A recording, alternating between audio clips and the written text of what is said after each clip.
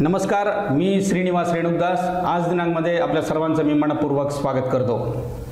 विधानसभा निवडणूक 2024 रणधुमाळी या कार्यक्रमामध्ये आपलं मी पुनश्च एकदा स्वागत करतो। आजचा विषय आहे विधानसभा निवडणूक अगदी काही दिवसांवर येऊन ठेपली आहे आणि राजकीय घडामोडींना खऱ्या अर्थानं वेग आला आहे। अकोले विधानसभेची निवडणूक कशी होणार, काय होणार, कोण उमेदवार असणार, अशा उलटसुलट चर्चा सध्या राजकीय वर्तुळामध्ये सर्वसामान्य लोकांमध्ये सुरू आहेत। राष्ट्रवादी काँग्रेस अजित पवार गटाच्या वतीनं तालुक्याचे विद्यमान आमदार डॉक्टर किरण लहामटे यांची उमेदवारी निश्चित समजली जात असतानाच दुसरीकडे त्यांच्या विरोधामध्ये कोण उमेदवार द्यायचा ही रणनीती सध्या सुरू आहे। देशाचे नेते राष्ट्रवादी काँग्रेस पक्ष शरदचंद्र पवार गटाचे नेते खासदार शरदचंद्र पवार हे या मतदारसंघामध्ये जाणीवपूर्वक या ठिकाणी लक्ष देऊन आहेत, कारण त्यांना डॉक्टर किरण लहामटे यांचा पराभव करायचा आहे। डॉक्टर किरण लहामटे यांचा पराभव करायचा असेल तर या ठिकाणी वेगळी रणनीती आखावी लागेल हे त्यांच्या लक्षात आलं आहे, कारण डॉक्टर किरण लहामटे यांनी गेल्या 5 वर्षामध्ये या मतदारसंघामध्ये जे बस्तान बसवलं आहे, हे बस्तान जर त्यांना उलथून लावायचं असेल तर या ठिकाणी रणनीती आखावी लागेल हे शरद पवारांच्या लक्षात आलं आहे। त्यानंतर त्यांनी खऱ्या अर्थानं या मतदारसंघामध्ये लक्ष द्यायला सुरुवात केली।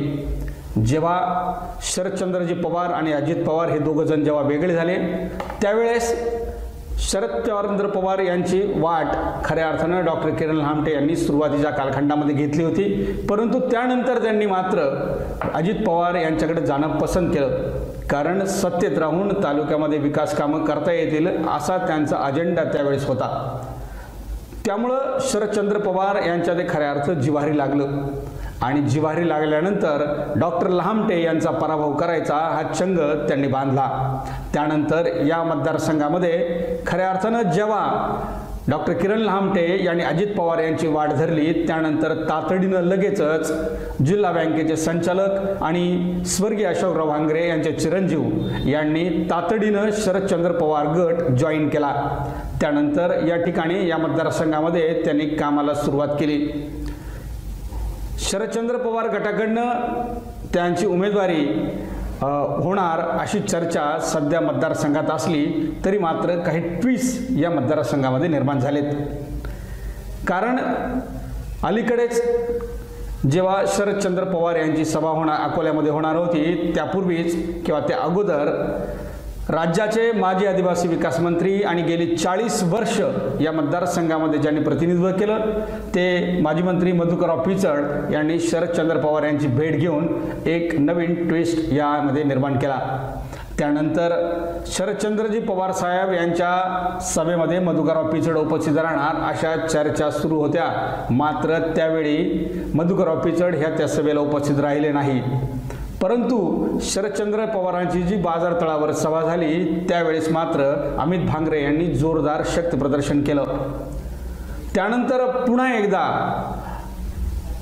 हे वातावरण थोडंसं थंड झालं, परंतु ज्या वेळेस आत्ताच अलीकडंच गेल्या आठवड्यामध्ये राष्ट्रवादी काँग्रेस शरदचंद्र पवार पक्षाचे प्रदेशाध्यक्ष जयंत पाटील यांची कोथरूडला सभा झाली, त्यापूर्वीही त्या अगोदरच माजी आदिवासी विकास मंत्री मधुकरराव पिचड यांचे आणि त्यांचे सुपुत्र माजी आमदार वैभवराव पिचड यांनी शरद पवार यांची पुन्हा एकदा भेट घेतली आणि पुन्हा एकदा या तालुक्याच्या राजकीय वातावरणामध्ये पुन्हा एकदा एक ट्विस्ट निर्माण केला।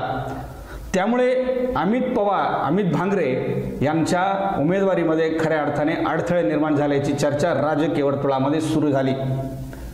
एवढेच नव्हे तर त्यानंतर पुन्हा एकदा शिवसेनेचे नेते आणि ज्यांनी गेले 2 विधानसभा निवडणुका या माजी मंत्री मधुकरराव पिचड यांच्या विरुद्ध लढवल्या ते शिवसेनेचे नेते उद्धव ठाकरे बाळासाहेब गटाचे नेते मधुकर तळपाडे यांनी देखील शरदचंद्रजी पवार यांची भेट घेऊन त्या ठिकाणी उमेदवारीची मागणी केली। मग शरदचंद्र पवार राष्ट्रवादी काँग्रेस पक्षाकडे उमेदवारी मागणाऱ्यांची संख्या वाढत आहे हे मात्र आता या निमित्तानं लक्षात येऊ लागलं आहे। शरदचंद्र पवार गटाकडे उमेदवारी मागणाऱ्यांची संख्या वाढल्यानंतर खऱ्या अर्थानं आता उमेदवारी कुणाला मिळणार यामध्ये खऱ्या अर्थानं स्पर्धा सुरू झाली आहे। शरदचंद्र पवार गटाकडे जिल्हा बँकेचे संचालक अमित भांगरे, माजी मंत्री मधुकरराव पिचड, त्यांचे सुपुत्र वैभवराव पिचड, त्याचबरोबर मधुकरराव तळपाडे या सर्वांनीच उमेदवारी मागितली असून ही उमेदवारी आपल्याला मिळावी यासाठी ते सातत्यानं या ठिकाणी प्रयत्न करतायत। अमित भांगरे तर वारंवार शरद पवार यांची भेट घेत आहेत। त्यामुळे ही उमेदवारी कुणाला मिळणार याकडे संपूर्ण तालुक्याचं नवं, जिल्ह्याचं नवं, पूर्ण राज्याचं या ठिकाणी लक्ष लागलं आहे। कारण डॉक्टर किरण लहामटे यांचा पराभव करणं हे एकच टार्गेट शरदचंद्र पवार साहेब यांचं आहे। त्यामुळं या मतदारसंघामध्ये शरदचंद्र पवार नेमकी कुणाला उमेदवारी देतात हे पाहणं महत्त्वाचं ठरणार आहे।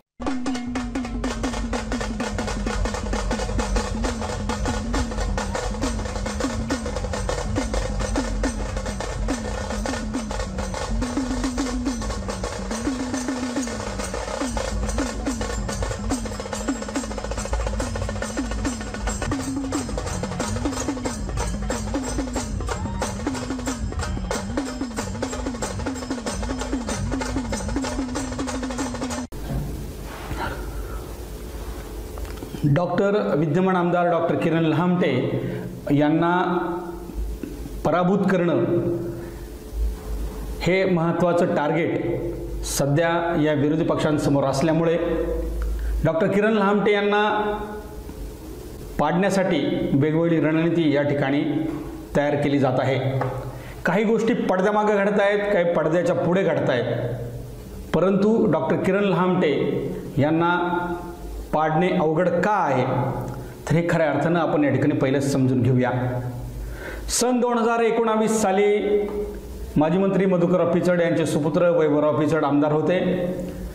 त्यांचा त्या ठिकाणी डॉक्टर किरण लहामटे यांनी खूप मोठ्या मताधिक्यानं त्या ठिकाणी पराभव केला। अवघी 56,000 मतं फक्त माजी आमदार वैभवराव पिचड यांना त्या ठिकाणी मिळाली। हा पराभव इतका मोठा होता की कारण जवळपास 7 वेळा या विधानसभा मतदारसंघावर माजी मंत्री मधुकरराव पिचड हे निवडून गेले होते। 2014 साली त्यांचे सुपुत्र वैभवराव पिचड हे विधिमंडळामध्ये निवडून गेले। त्या कालखंडानंतर शेवटच्या टप्प्यामध्ये त्यांनी राष्ट्रवादी काँग्रेस पक्ष सोडला आणि भारतीय जनता पार्टीमध्ये प्रवेश केला। त्यानंतर त्यांच्या विरोधामध्ये भारतीय जनता पार्टीत असणारे डॉक्टर किरण लहामटे यांनी राष्ट्रवादी काँग्रेस पक्षात प्रवेश करून त्या ठिकाणी उमेदवारी मिळवली। वैभवराव पिचड यांनी भाजपची वाट धरली, परंतु त्यांना त्या ठिकाणी पराभव सहन करावा लागला। डॉक्टर किरण लहामटे हे त्या ठिकाणी निवडून गेले। निवडून गेल्यानंतर कोरोनाची साथ त्या ठिकाणी आली आणि गेली 2 वर्ष त्यांना कुठलंही काम त्या ठिकाणी मात्र मतदारसंघामध्ये करता आलं नाही। त्यामुळे या मतदारसंघामध्ये त्यांनी जी काही निवडणुकीच्या कालखंडामध्ये जी आश्वासनं दिली होती ती पूर्ण करतात की नाही हे खऱ्या अर्थानं त्यावेळेस हा प्रश्न निर्माण तालुक्यामध्ये झाला। परंतु 2 वर्षाच्या कालखंडानंतर त्यांनी तालुक्यामध्ये विकास कामांच्या अनुषंगाने जे प्रयत्न सुरू केले आणि ते प्रयत्न सुरू झाल्यानंतर महाविकास आघाडीचं सरकार होतं। महाविकास आघाडीचं सरकार गेल्यानंतर पुन्हा अजित पवार आणि भारतीय जनता पार्टी आणि शिवसेने यांचं महायुतीचं सरकार आलं, परंतु ते सुद्धा त्या सत्तेबरोबर राहिले। त्यामुळेच त्यांनी अकोले तालुक्यामध्ये जवळपास 2300 कोटी रुपयांची विकास कामे आणल्याचा दावा त्यांचे समर्थक आणि ते स्वतः करतायत। कारण त्यांनी विधानसभा निवडणुकीमध्ये जी आश्वासनं दिली होती त्यामध्ये रोजगार निर्माण व्हावा म्हणून त्या ठिकाणी त्यांनी औद्योगिक वसाहत निर्माण करू असे एक आश्वासन दिलं होतं। अलीकडेच लिंगदेव येथे ती वसाहत होणार असल्याची घोषणा नवे तर त्या ठिकाणी एक परिपत्रक देखील शासनाच्या वतीनं प्रसिद्ध करण्यात आलं। त्यानंतर उपजिल्हा रुग्णालय जे अकोल्यामध्ये होणार आहे त्यालाही मंजुरी दिली। त्याचबरोबर निळवंडे धरण जलाशयावरचा सर्वात मोठा उड्डाण पूल पिंपरकणे उड्डाण पूल हा मात्र रखडला होता, तो सुद्धा पूर्णत्वास नेला। त्यानंतर अकोल्याचं तहसील कार्यालय हे सुद्धा रखडलं होतं, ते सुद्धा त्या ठिकाणी त्यांनी पूर्णत्वास नेलं। त्यानंतर कोथरूडचा पूल असेल, त्याचबरोबर अनेक पूल असतील, त्याचबरोबर भंडारदऱ्याचा रिंग रोड असेल, त्या ठिकाणी 86 कोटी रुपये खर्च करून त्या ठिकाणी तो रस्ता मंजूर करून आणला। त्या रस्त्याचं काम सध्या सुरू आहे।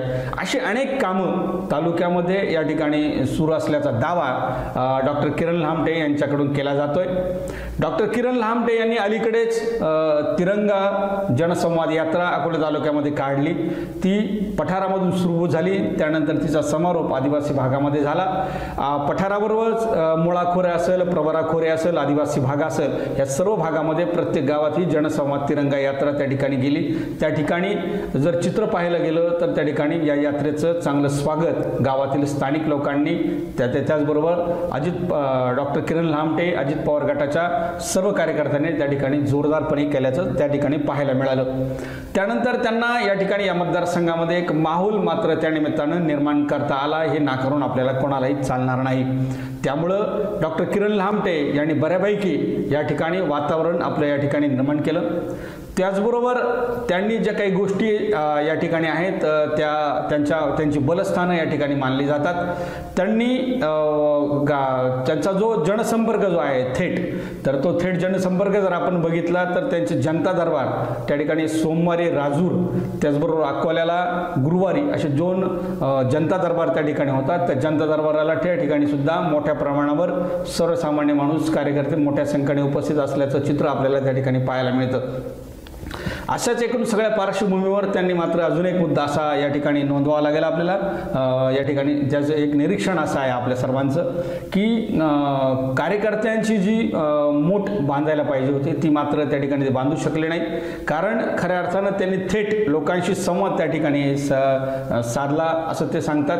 तर ते म्हणतात की मध्यस्थाची मला गरज नाही, थेट लोकांनी माझ्याशी संपर्क करावा असं त्यांचं त्या ठिकाणी त्याचं समर्थन अशा पद्धतीने त्या ठिकाणी करतात. त्यामुळं एकूणच डॉक्टर किरण लहामटे त्या तिरंगा जनसंवाद यात्रेच्या निमित्ताने ज्यावेळेस गावात गेले, गावात गेल्यानंतर ते त्या ठिकाणी गावात मुक्कामाला असायचे, त्याच ठिकाणी सकाळी त्या पाण्याच्या टाकीवरती आंघोळ करायचे. अशा पद्धतीनं एकूणच सर्वसामान्यांमध्ये किंवा त्यांचं जे ब्रँडिंग ज्याला म्हणतो आपण, ते ब्रँडिंग ते खऱ्या अर्थाने मग 10वे 13वे असतील, सत्यनारायण पूजा असेल, लग्न असेल, ह्या ठिकाणी सुद्धा मोठ्या प्रमाणावर हजेरी देऊन त्यांनी त्या ठिकाणी त्यांचं ब्रँडिंग केल्याचं आपल्याला या ठिकाणी पाहायला मिळतं. त्यामुळं डॉक्टर किरण लहामटे यांचा पराभव करण्यासाठी त्यामुळे एकूणच हे सगळं वातावरण, काही बलस्थानं त्यांची बघता, हे सगळे विकास कामांचा आढावा बघता, पैसे आणल्याची पार्श्वभूमी बघता त्यांना या ठिकाणी पराभूत करणं खऱ्या अर्थानं विरोधकांपुढे खऱ्या अर्थानं एक मोठं आव्हान या ठिकाणी आहे. त्यामुळं त्यांना पराभूत करायचं जर असेल तर त्यांना एक चांगला तगडा उमेदवार किंवा एक चांगला राजकीय वारसा असलेला किंवा राजकीय वलय असलेला किंवा एक चांगला ग्लॅमर असलेला उमेदवार या ठिकाणी देणं विरोधकांना या ठिकाणी महत्त्वाचं असणार आहे.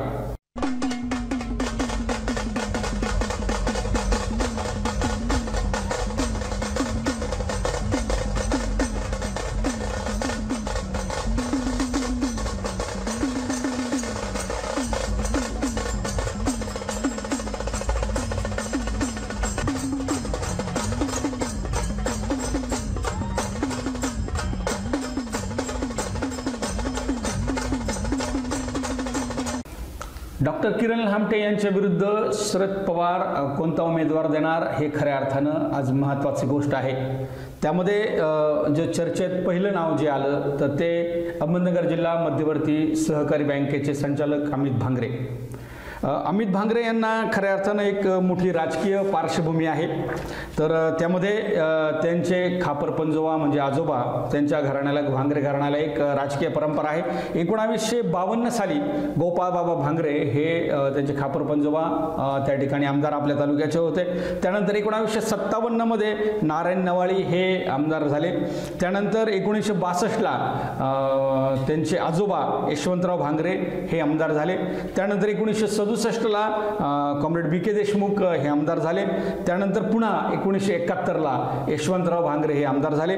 त्यानंतर 1978ला पुन्हा यशवंतराव भांगरे आमदार झाले आणि त्यानंतर 1980ला यशवंतराव भांगरे यांचा पराभव करून माजी मंत्री मधुकरराव पिचड हे आमदार झाले आणि त्यानंतर थेट 2014 पर्यंत मधुकरराव पिचड यांनी या तालुक्याचं लोकप्रतिनिधित्व त्या ठिकाणी केलं. त्यानंतर अशोकराव भांगरे हे गेल्या काही दिवसापासून मधुकरराव पिचड यांच्या विरुद्ध निवडणूक लढवत आहेत. अनेक निवडणुका त्यांनी विधानसभा निवडणुका ज्या आहेत स्वर्गीय अशोकराव भांगरे यांनी त्या ठिकाणी लढवल्या, परंतु त्या एकाही निवडणुकीमध्ये अशोकराव भांगरे यांना त्या ठिकाणी विजय प्राप्त करता आला नाही. फक्त एकच निवडणूक अशी 1999 1993 सालाची अशी होती की त्यावेळेस मात्र अवघ्या 2300 मतांनी त्या ठिकाणी अशोकराव भांगरे यांचा पराभव झाला आणि निसटता पराभव त्या ठिकाणी झाला।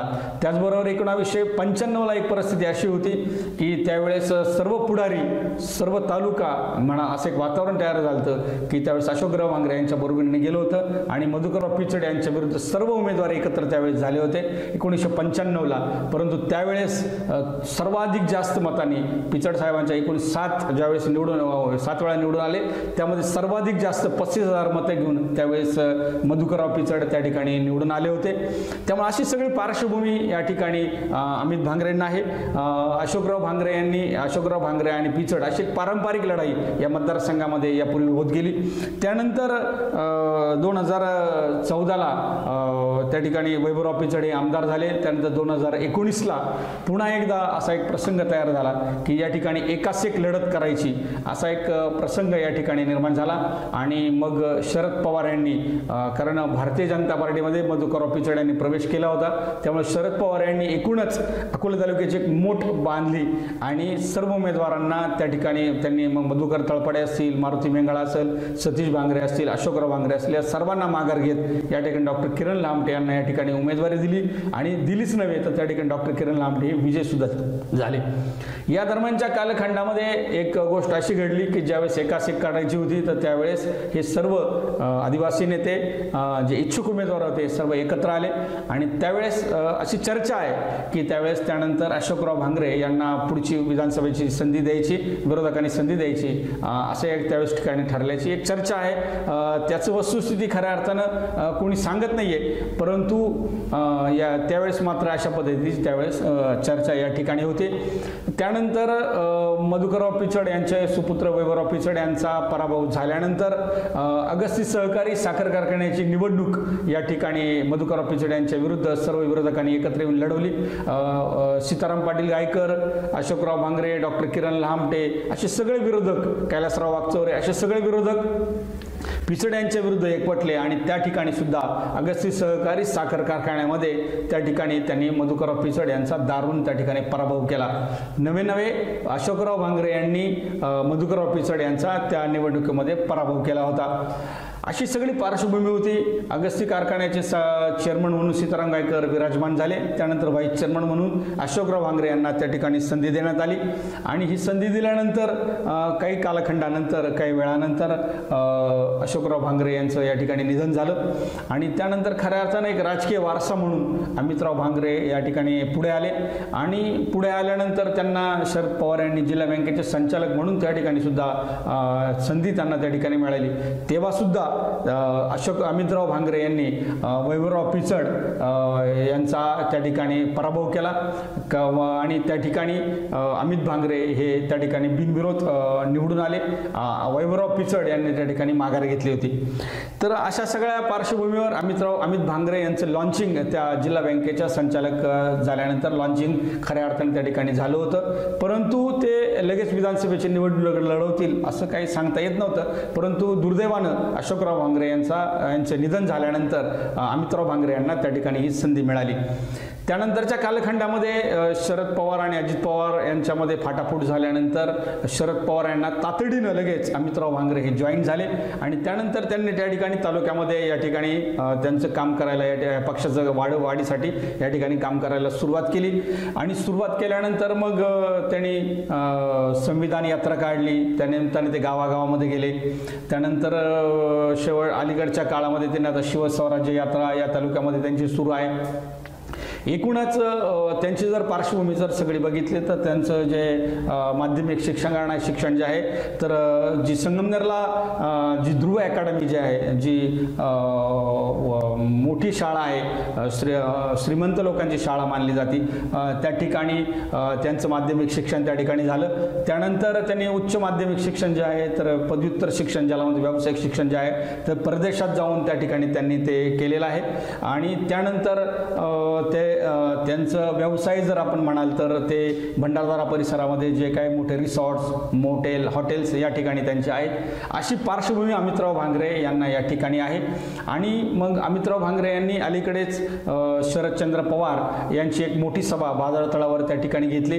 त्या ठिकाणी खऱ्या अर्थाने त्यांनी मोठं शक्ती प्रदर्शन केलं. इव्हेंट मॅनेजमेंट ज्याला म्हणतो ते खऱ्या अर्थाने त्या ठिकाणी पाहायला आपल्याला मिळालं.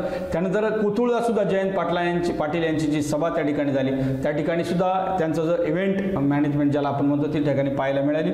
लोकांची संख्या सुद्धा त्या ठिकाणी त्या सभेला मोठी होती. आणि अशा सगळ्या पार्श्वभूमीवर हे सगळं होत असताना त्यांनी खऱ्या अर्थानं शरदचंद्र पवार गटाकडे आपला उमेदवारीचा दावा या ठिकाणी केलेला आहे. त्यामुळं शरद पवार गट किंवा स्वतः शरद पवार अमित भांगरे यांना उमेदवारी देतात की काय हे येणारा काळ आपल्याला या ठिकाणी सांगेल.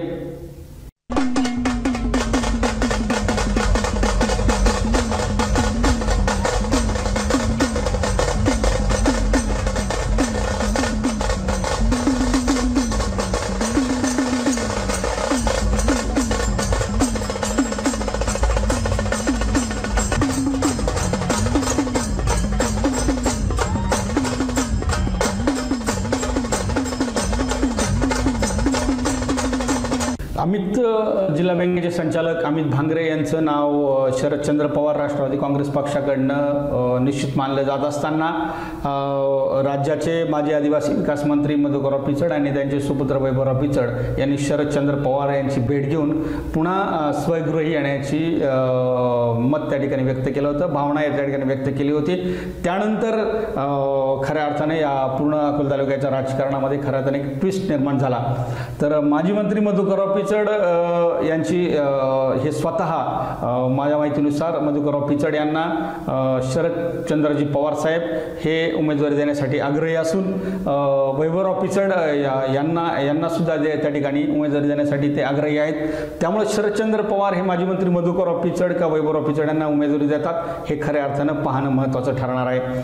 तर माजी मंत्री मधुकरराव पिचड हे 1980 साली आमदार झाले. 7 विधानसभा निवडणुका त्या ठिकाणी निवडून गेले. 7 विधानसभा निवडणुकांमध्ये ते निवडून गेले. अगस्ती सहकारी कारखान्याची निर्मिती असेल, अमृतसागर दूध संघाची निर्मिती असेल, त्याचबरोबर आदिवासी उन्नती सेवा मंडळाची निर्मिती असेल, त्याचबरोबर अकोला तालुक्यामध्ये निळवंडे धरणाचा पुनर्वसनाचा प्रश्न असेल, हा त्यांनी खऱ्या अर्थानं एक निळवंडे पॅटर्न म्हणून त्या ठिकाणी या ठिकाणी निर्माण केला. आणि खऱ्या अर्थानं पुनर्वसन जर प्रकल्पग्रस्तांचं जर झालं नसतं तर कदाचित हा निळवंडे प्रकल्प पूर्ण होऊ शकला नसता असं म्हणण्यास वावगं ठरणार नाही. कारण त्याच्यामुळेच आज खऱ्या अर्थानं निळवंडे धरण मार्गी लागलं आहे. त्याचबरोबर अकोला तालुक्यामध्ये पिंपळगाव खांड धरण असेल, मुळा बारमाही करण्याचा विषय असेल, बिताक्याचं पाणी वळवण्याचा प्रश्न असेल, त्याचबरोबर अकोला तालुक्यामध्ये छोटी मोठी 18 धरणं माजी मंत्री मधुकरराव पिचड यांनी बांधली. खऱ्या अर्थानं पाणी अडवण्याचं काम मोठ्या प्रमाणावर माजी मंत्री मधुकरराव पिचड यांनी केलं आहे असं म्हटल्यास वावगं ठरणार नाही. खऱ्या अर्थानं मधल्या कालखंडामध्ये त्यांना भगीरथ असं देखील संबोधलं या ठिकाणी जात होतं. माजी मंत्री मधुकरराव पिचड हे 7 वेळा विधानसभेला या ठिकाणी निवडून गेलेत. या कालखंडामध्ये ते त्यांच्या अगोदरची पार्श्वभूमी जर आपण जाणून घेतली तर ते स्वतः ग्रॅज्युएट आहेत. त्यांनी LLBची 2 वर्ष म्हणण्यापेक्षा LLB सुद्धा त्यांनी या ठिकाणी केली आहे. त्यानंतर 1961ला त्यांनी खऱ्या अर्थानं पहिला लढा या ठिकाणी अकोला तालुक्यामध्ये दिला. त्यानंतर 1972ला ते पंचायत समितीवर निवडून गेले आणि सभापती झाले. 1972 ते 80 या कालखंडामध्ये ते सभापती होते. 1980ला ते विधानसभेवर त्या ठिकाणी निवडून गेले. त्यानंतर 1985 ते 86ला ते राज्यमंत्री होते.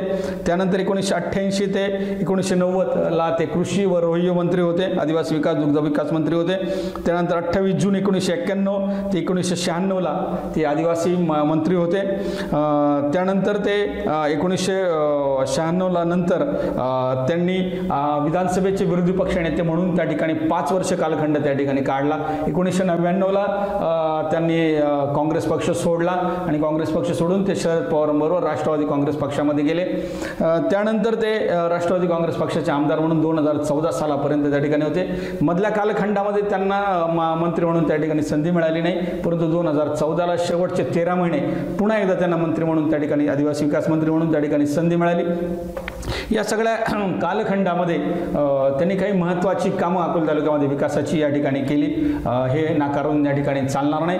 खऱ्या अर्थाने एक आदिवासींचे नेते, राज्याचे नव्हे देशातील एक आदिवासींचे जे काही प्रमुख नेते आहेत ह्यांच्यामध्ये माजी मंत्री मधुकरराव पिचड यांचं नाव घेतलं जातं। आज वयवर्ष 84 त्यांचं आहे, परंतु आजही राजकीय एकूण ह्या सगळ्या हालचालींमध्ये ते आज महत्त्वाची भूमिका या ठिकाणी बजावताना ते त्या ठिकाणी दिसत आहेत। 2014 साली त्यांनी आपले सुपुत्र वैभवराव पिचड यांना या ठिकाणी संधी दिली होती, परंतु 2019ला दुर्दैवानं त्यांचा त्या ठिकाणी पराभव झाला।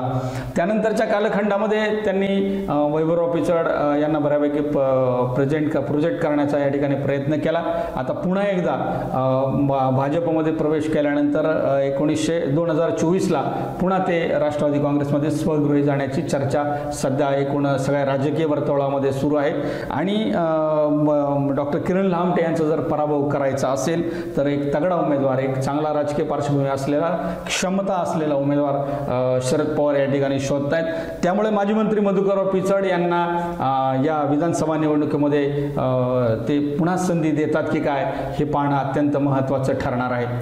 त्यानंतर त्यांचे सुपुत्र वैभवराव पिचड यांचं खरं लॉन्चिंग खऱ्या अर्थानं अकोला तालुका युवक काँग्रेसचे अध्यक्ष म्हणून त्यावेळी झालं। त्यानंतर समाज कल्याणचे सभापती म्हणून त्यांना त्या ठिकाणी संधी मिळाली, जिल्हा परिषदेचे सदस्य म्हणून त्यांनी अनेक वेळा या ठिकाणी काम केलं। त्यानंतर अमृतसागर दूध संघाचे चेअरमन म्हणून त्यांनी आपलं काम, ते आता सध्या विद्यमान चेअरमन आहेत। त्यानंतर जिल्हा बँकेचे संचालक म्हणून सुद्धा त्यांनी काम केलं, अगस्ती सहकारी कारखान्याचे संचालक म्हणून त्या ठिकाणी त्यांचा कालखंड आहे। एकूणच सगळा राजकीय अनुभव, प्रशासकीय अनुभव जर बघितला तर वैभवराव पिचड यांना त्या ठिकाणी चांगला अनुभव या ठिकाणी त्यांना आहे। एकूणच 2014च्या निवडणुकीमध्ये ते विधानसभेचे सदस्य म्हणून त्या ठिकाणून ते निवडून गेले। 2019ला मात्र त्यांचा पराभव झाला। त्यानंतर पुन्हा एकदा त्यांनी जोमाने प्रयत्न सुरू केलेत। 2024ला सुद्धा त्यांना निवडणूक लढवण्याची इच्छा आहे। त्यांनी शरदचंद्रजी पवार साहेब यांच्याकडे आपल्याला निवडणूक राष्ट्रवादी काँग्रेस पक्षाकडनं लढवायचं असं या ठिकाणी त्यांनी आपलं मत प्रदर्शित त्या ठिकाणी केलेलं आहे। त्यामुळं अलीकडेच त्यांच्या काही भेटीसुद्धा शरदचंद्रजी पवार त्यांच्याबरोबर झालेल्या आहेत। त्यामुळं शरदचंद्र पवार साहेब हे माजी मंत्री मधुकरराव पिचड किंवा वैभवराव पिचड ह्या दोघांपैकी कोणाला उमेदवारी देतात हे पाहणं सुद्धा देखील महत्त्वाचं ठरणार आहे।